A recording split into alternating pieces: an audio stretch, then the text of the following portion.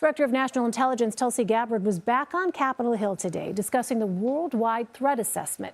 She reiterated her testimony from earlier this week that President Trump was the one responsible for determining that Iran posed an imminent threat.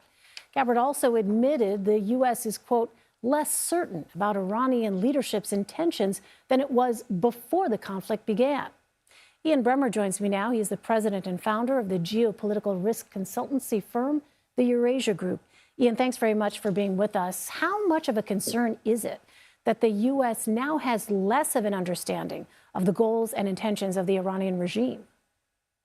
Well, I mean, in the sense, part of the reason that the supreme leader, former supreme leader, was targeted and assassinated is because they believed that he was a sticking point behind not negotiating effectively with the U.S. He was refused to give up the nuclear capabilities, refused to give up the ballistic missiles. That was one of several reasons why they were prepared to do a decapitation strike. You now have chaos. And I think the operational view in the Trump administration is they're going to keep getting rid of people until they find someone they think they can work with. But the level of uncertainty clearly is very, very high in that environment. Well, we heard earlier in the show from the head of the IAEA say that while Iran is not trying to rebuild its nuclear capabilities right now, they still have the knowledge and some surviving material to rebuild. Based on that assessment, should the U.S., you think, try to reopen talks with Iran? Look, they have the knowledge. They have the money, and they are actually exporting oil through the Strait of Hormuz, unlike pretty much everybody else right now. And they also have enough enriched uranium that, if brought to higher levels of enrichment, would probably suffice for about 11 nuclear weapons.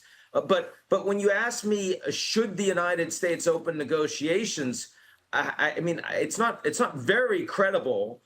Given that the U.S. and Israel have just engaged in a regime change operation, which is failing. I mean, they're destroying a lot of military capability. They're not actually destroying the regime itself.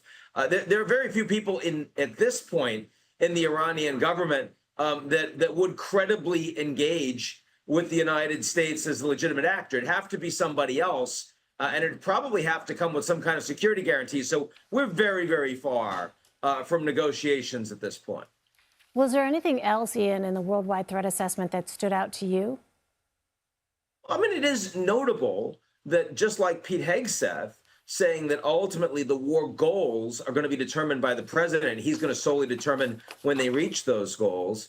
You saw that Tulsi Gabbard said, the president is the one that determines whether or not there is a threat that is significant to the U.S. government and how imminent it is. That's on him. And these are decisions that historically cabinet members would have had more to say about. Of course, the buck stops with the president, but they would have views. They'd have estimates. Here, they're really kicking the can to the president himself.